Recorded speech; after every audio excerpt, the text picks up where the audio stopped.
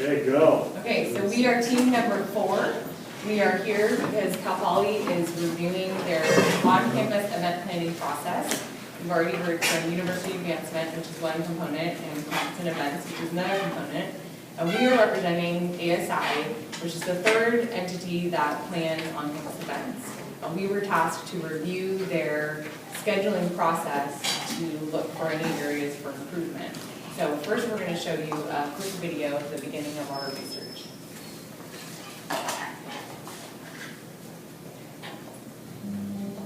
Would you believe that there are over 250 chartered clubs and organizations on campus that plan over 2,500 events per year?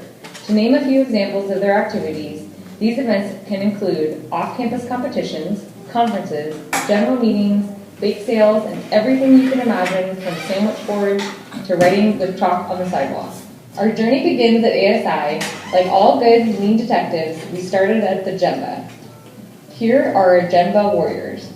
During our first meeting with Matthew Roberts, he explained that Cal Poly had recently held a Kaizen event to review the scheduling process for all 3 entities that utilize campus meeting spaces. The 3 entities include ASI, planning chartered club, religious groups, and fraternity events, scheduling, planning academic-related events, and conference and events, planning for external partner events. He expressed concerns with whether the current ASI plan process was meeting student needs in a timely manner. After our initial kickoff meeting with Matthew, he introduced us to Michelle Crawford. Our kickoff meeting with Michelle started with a brief overview of the E-Plan history and scheduling process. She then walked us through the E-Plan process as if we were a club scheduling an event. Our first visit with the E-Plan left us feeling that there was much room for improvement. Next, we met with our Gemba warriors to collect real-life data and learn how they impact the E-Plan scheduling process. We learned that the ASI student team adds value by walking students through each step of the event planning process, by managing a large amount of data, and by adhering to campus policy. We observed the following areas they are challenged by. There appears to be excessive movement of people and paperwork. There are large gaps between specific roles and shifts, and significant time lapses between each role in the process. There are 3 student roles that move the process along. Caroline is an enterer and is tasked with transferring information from the E-Plan database to the Resource 25 database, also known as R25. She then creates an E-Plan checklist to capture important next steps in the process. There are 5 enterers total that work over 60 hours a week. Drew is the only student who manages issues. He is responsible for managing room conflicts to make sure each event has a room or a space. He works 12 hours a week. Carissa is the only student who acts as the confirmer.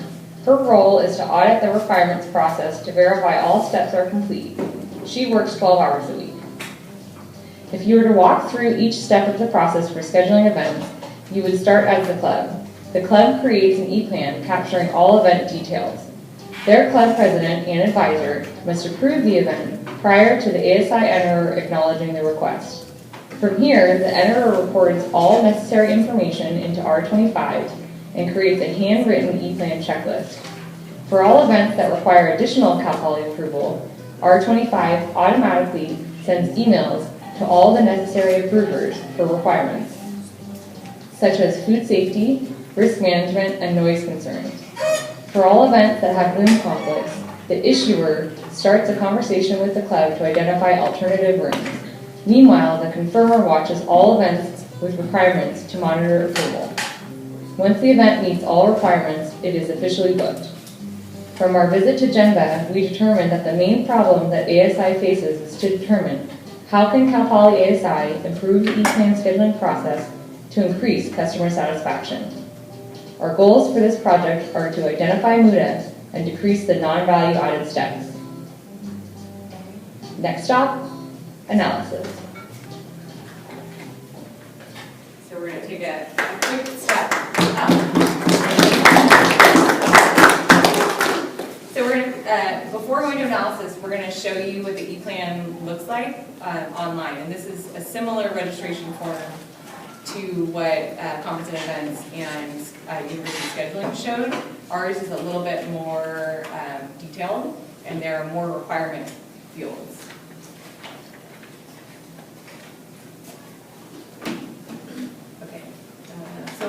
you select your club, which we're going to pick our MBA club.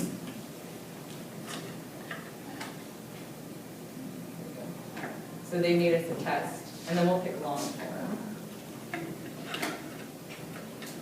And the long form is one representation. There are 3 different forms that they have. They have a fast pass, a short form, and a long form. And those are just different ways to categorize the type of event that you're hosting. So once you're inside the form, you fill out basic contact information, and then you can fill out a variety of dates that you want. So if there's multiple dates that you're going to have an event, or you want to pick a couple alternative dates, you can fill it out. And then as you start to go through and click through, all of these are requirements. As you start to click through on items such as, this will be open for the public. Let's see, I want to get through to some of the requirement areas.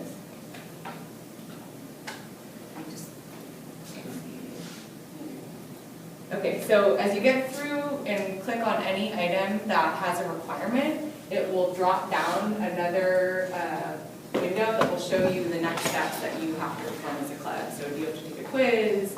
Do you have to get additional paperwork? Is there a contract? Do you have to work with another entity? So they revamped this plan in 2011 and did a really nice job. There hasn't been any revisit back to the form since then. So we found it to be helpful, but there was also room for improvement. So next, Mary is going to take you through a little bit of the current state and then on to analysis. Okay, so this is our current state value stream map, and we went ahead and mapped every single station of the stations that were described, and we timed their process, and it turned out that if everything went completely smoothly, you can book an event entirely from beginning to end in about 55 minutes. However, there was a whole bunch of lead time before each station that was not involved with the actual work they were doing, like waiting on something. And so the lead time turned into be 107 days.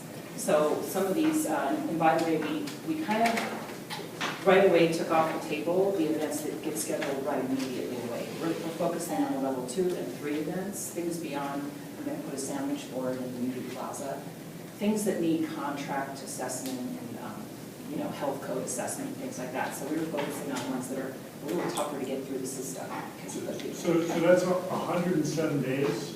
107 days. And that's based on data that you looked at? Yes, we went and gathered forms and added up, how long does it take to get through the station. There's some reasons behind it, and I'm going to get into that in a second. Okay, but the time is only 30 minutes? 55 minutes. 55 minutes. Yeah. So then we calculated the takt time, and we said, well, if there's 28,800 seconds per day, and by the way, we know that there's about 220, one report that they were able to give us with some good data was they book about 220 events a month. So we figured if you divide that by 20 working days, you come up with about 11 events a day. So if you take the amount of seconds divided by 11 events a day, the takt time, meaning if every station could work at 44 minutes or less, we could be shooting these events through the very next day from the day they're being requested. So we'll get into a little bit more. Go on. So the next thing we did is we took our observations and we put them out on the Ishikawa fishbone analysis chart, and we divided it up into the 4 basic methods: machine, measurement, and mind power. And we just kind of brainstormed a little bit on our observations when we were at the Gemba. And we noticed these things circled in red that we thought were kind of easy wins, so to speak. One of them is that well, I'll get into them a little bit more on the next slide, but basically we were looking at a lack of help at the entry point. So if the form is filled out incompletely or they have questions about it, they're doing a lot of phone calling around to the ASI staff. And the ASI staff work 8 to 5, whereas these people might be working at midnight filling out the form. So we thought the cross-trained, FAQs and help at the entry point would be helpful. They're also using this checklist that they fill out. They get the data in one database, and they manually put in every single thing on eForm into another database. That's what the 5 enterers are doing. And then they take what's in the second database and they put it onto this tracking form, by hand again. So we thought, well, that just seems like a lot of Buddha, so it would be really nice if this could be printed straight out of the second database instead of, they've already done it once and rather than manually. So that's kind of, cannot print from there. And it's difficult to pull overall tracking information, and there's some cross-training opportunities I'll get into there. So then we looked at takt time and that wait time a little bit further, and we said, wouldn't it make sense though if they all got faster, that everything could go faster? Well, if you look at the takt time being about 44 minutes, and everybody doing their jobs within about, 15 to 25 minutes, it kind of doesn't explain why there's so much wait time. So everybody's below takt time, we thought, well, why wait? And so then we went and we got a little deeper, a little more Jamba, and we found that there's kind of 4 categories of delay, so to speak. So for one thing, when the confirmer's checking on an event saying, is this event ready to book today? And she's going click, click, click, click, click into the database. She might say, no, there's one more thing waiting. Well, how many times does she do that before the event gets booked? She certainly only doesn't work on it once for 3 minutes. She might have to do that event 10 times.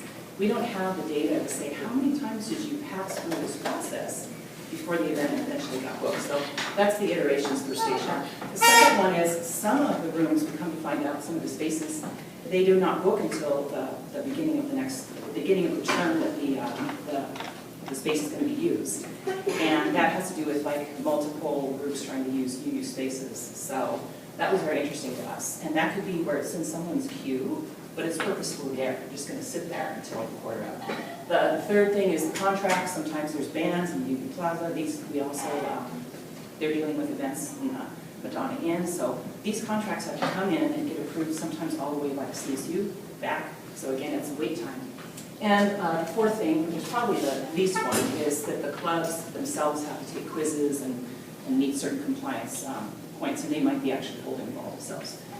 So knowing that all of those things were kind of off the table for our analysis, we thought, well, what can we help with now?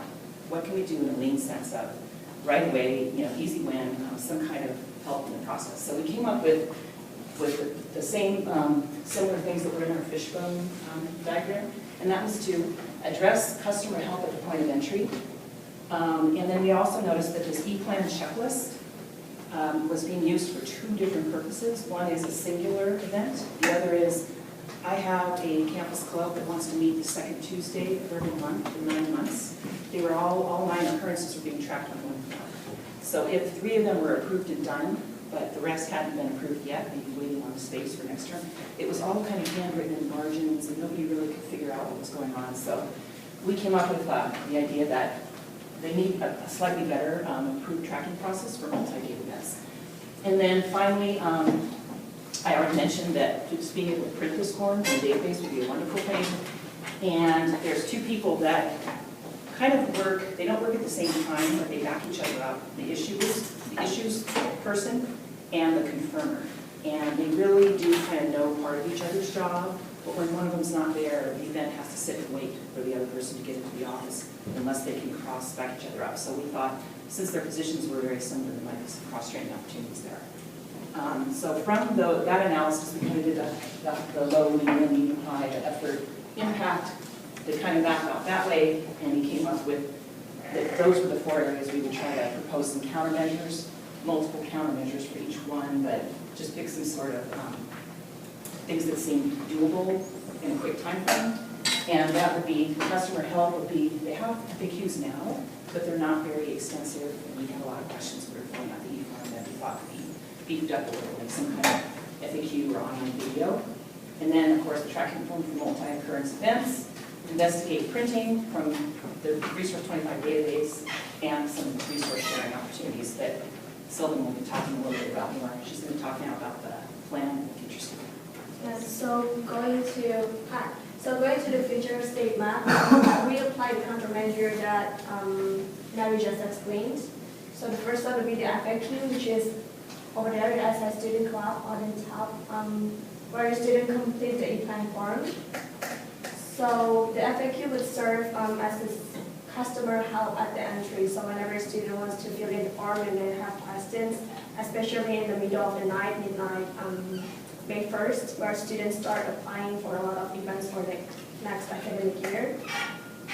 they will just go to the FAQs whenever they have questions to fill in the form. And because at that hour, obviously, no one working at the ASI office, so that might be a good countermeasure that we're thinking to be applied, that can be applied.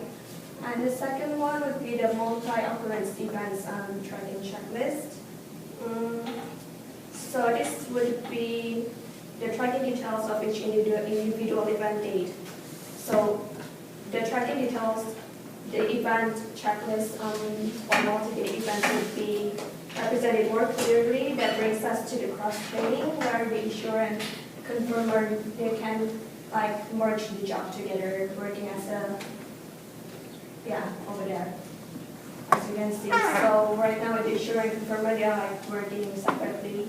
You can merge the job together, which is good, and they will share the one binder. And the third one would be the Resource 25 database. So our daily update report can be generated through the system. The report will give them the idea of what to work based on the priorities. So they can get the electronic data daily report from the R25, and then they can go to the binder, and which is now represented by supermarket. It contains all of the checklist, and they will take out the form from the binder, and they will work on that item. This will save them a lot of time, and this would help to organize what needs to be done. The issuer and confirmer can help approver to manage the workflow by labeling what needs to be done in that particular day or for the next week event. So when all of these are put in place, we believe that the lead time will be lower than what we have now, which is 107 days. And okay, next to the plan. So this is the easy, quick wins that we're thinking, the 3 countermeasures that can be applied. And this can be done over the summer, spread over the summer, and done by who? By the student staff ASI, because they are the one who doing the work, so they have the idea of what needs to be improved. They can develop the FAQ, the event checklist, and the tracking sheet from the R25. As you can see, the steps that can be done, spread out throughout the summer, and then can be applied. We believe it can be applied for the next academic year starting in fall. So as follows, we would recommend ASI to update FAQs quarterly based on calls, surveys, or any other kind of feedbacks that they get through quarter. They can also pick 20 to 25 checklists, new checklists with multiple dates, just to make sure the new checklist works well, it's clear to understand and follow. Right now they have 7 students working part-time, so they may leave eventually. So it's important to have cross-training between them. If someone left, there's another person to take care of his job. Also, Kaizen event can improve the process, especially they can analyze the historical data of wait time to improve the process. And another thing is Kaizen event is continuous improvement. So it can be helpful if they take customers' feedback and work on it through a Kaizen event. So I'm gonna show you 30 seconds of a video. We didn't make it, but we would love this to be the outcome.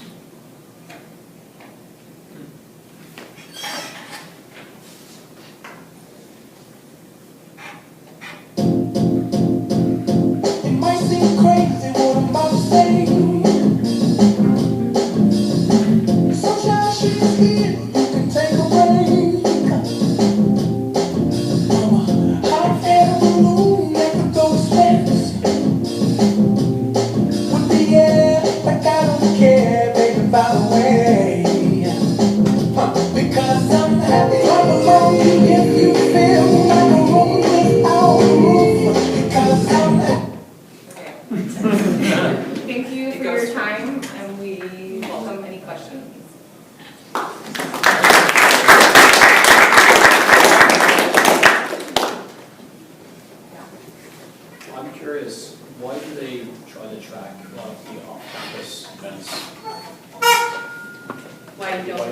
why do ASI try to track all of the off-campus events? Do you guys know? Oh, with clubs. Clubs?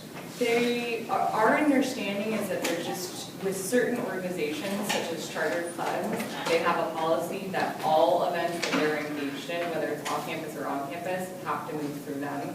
We didn't dive into the root of that policy.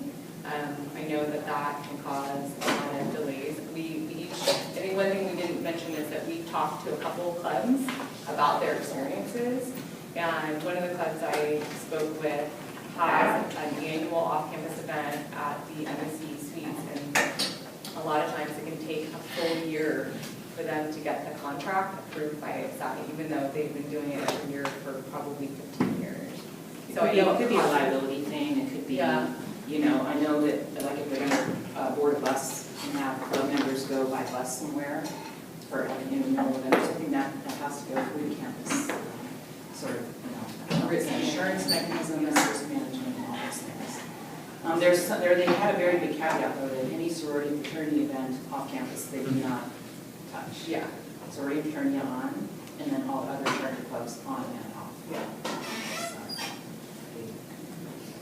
I know that didn't give a full. No, it's just my age, because I'm president of a club and I never go through ASI because it's way too much bureaucracy. Yeah. Events off campus, I just do everything off campus. But it seems to make sense if you do really big events and it's a liability thing. Yeah. But for the smaller events, maybe they should just say, you know, not really deal with it for the off-campus events, just to take some of the strain off their system. That's all I'm saying. And that was another thing that came up was, as we were digging into, because of the long lead time, I know you, Tanya, and someone talked to you, because of the long lead time, it's not uncommon for clubs to just go around ASI, even on campus, to go around, or to leave out information. They're going to have food, but they're not going to say that they're having food or things like that. And that's really part of what we were trying to capture is how can we help improve their customer satisfaction by shortening all of that so that students don't feel like they have to go around them.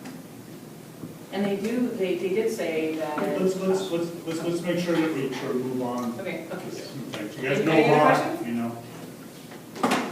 Any other questions? I know Mary said you're going to explain it a little more, but could you explain the 107 days a little bit longer, or like? I'll touch on that a little bit. Part of that, so we went back and collected, like Mary said, we went back and collected a lot of those single sheet forms so we could get an average of how long events take. And you may have caught in the video on one of the slides, it said May 1st, they open up for all of the clubs to request space for the next academic year. And in that one day, they have 1,800 requests come in. And so one thing I kept seeing was all of these requests come in on May 1st, and then it can be up to 8 months before they even do anything with it. So part of that long lag time is everything comes in at once, and then it just sits for a long time. They kind of, I think they have a priority scheme in a way. Yeah. It's not real clear, but I think they say, oh, these are all going to shoot match in their next winter quarter. We're not going to do that right now. Yeah, that's the other part of it, is they put it off, depending on a room that can only be booked at a certain time, they'll put it off for 6 months. Yeah, thanks. But collecting that data is, I think, a really good thing going forward is what is causing that wait time? And is it explainable, and is it really in the report? You can say, hey, this is out for contract review. It's not really wait time, but all we have is sort of the date that it got here and the date that it got here, and there's just plethora of emails and other data out there somewhere. So it would be great to quantify that somehow and move forward on the wait time, because that is the But I doubt there's like 100 days worth of contract review, even sort of in there. Was there any thought of, like, we had two examples, like we had the underpowered form and now we got the overpowered form. Is there some right form in the middle that has like the right value, added blanks and fill-ins? I mean, like the e-form to the checklist, I mean the online with all. Right. So you've got all this information in the form. Is that, I guess, train people and give them frequently asked questions on how to fill out the form. I guess I would question, does every blank on that form have value?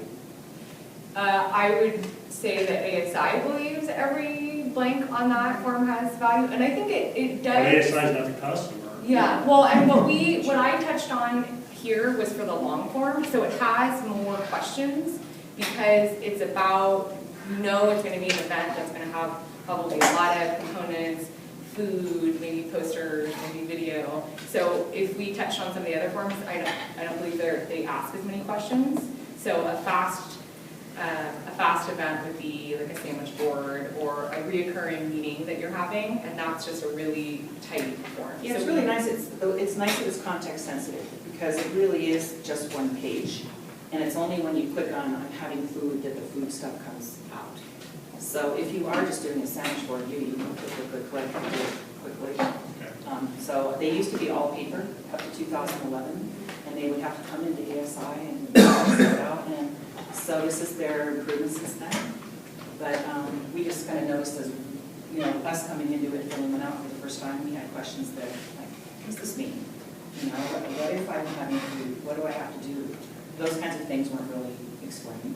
Well, so I imagine they're pretty helpful. Yeah, and on top of that, we also noted that it doesn't say anything about Chumash. So a student can request Chumash in May, and they don't hear anything back about whether they're going to get the room until fall quarter, because no one's even going to look at it until fall. So that information isn't shared. Cute little thing of, it's at least 3 days, or a simple thing, it's at least 7 days for this, and it's at least 14. What they're not telling you is the at least 7 could be like next quarter, and then we'll work on it. And that's what part of the FAQs are like, these following rooms are only booked per quarter. Those kinds of explanation we didn't see.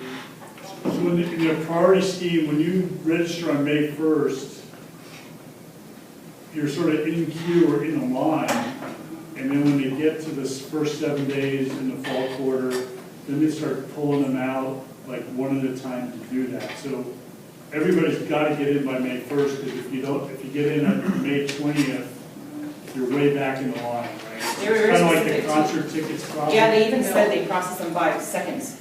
Yeah. So if it's midnight, 12:01 and 10 seconds, that goes before 12:01 and 15 seconds. And by the way, your club president and advisor have to give the stamp of approval before it gets in that queue.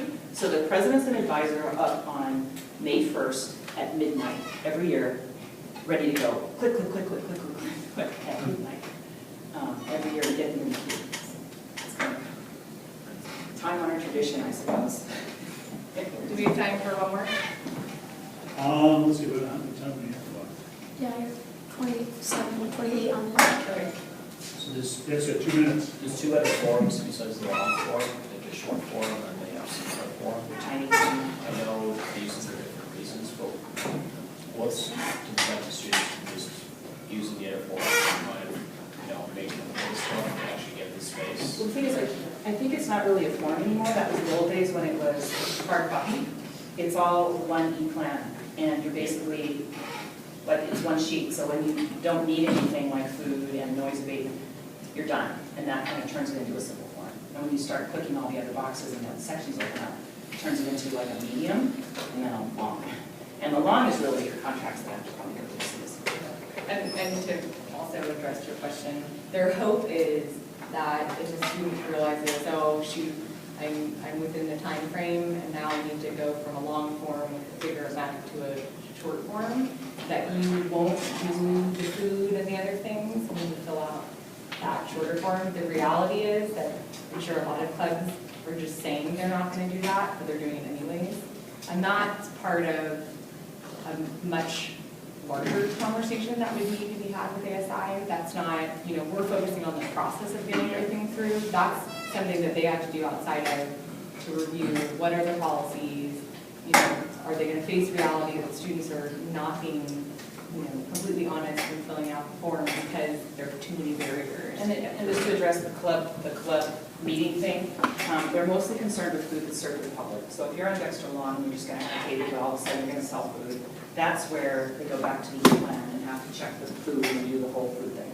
If it's a club, it's a little more, lenient because it's a club. They have pizza for a speaker. It's kind of waived a little bit more. What is that question on the form? Yes, it's on the form if you're gonna request an ASI. Well, like outside versus inside? It has, will this event be open to the public is one of the yes nos, and then it has a meeting. All right, don't click that. So don't click open to the public.